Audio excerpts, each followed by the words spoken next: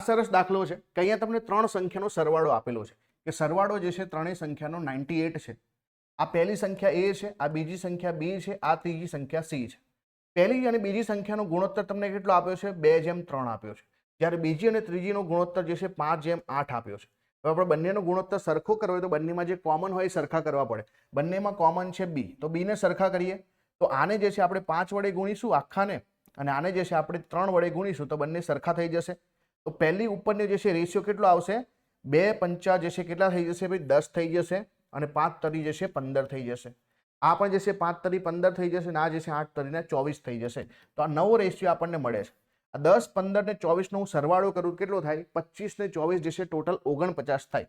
અને 49 ની વેલ્યુ મને કેટલી આપેલી છે? આની વેલ્યુ મને 98 આપેલી છે, એટલે કે આ ડબલ છે 49 કરતા.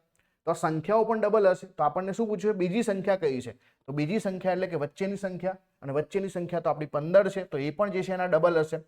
આ ડબલ એટલે કે અહીંયા જે છે 30 આવશે. હવે આનામાં ના ખબર પડી તો તમે જે છે 10x 15x ને 24x મૂકો, એટલે કે અહીંયા ટોટલ 49x મળશે, અને 49x ના વેલ્યુ 98, તો x ની વેલ્યુ 2, એટલે કે અહીંયા 15x ની વેલ્યુ શોધો તો 15 ગુણ્યા 2 એટલે કે 30 આવે. બરાબર? તો ડાયરેક્ટલી પણ કરી શકાય. તો આપણો જવાબ જે છે બીજી સંખ્યા પૂછી તો તમારો જવાબ આવશે 30.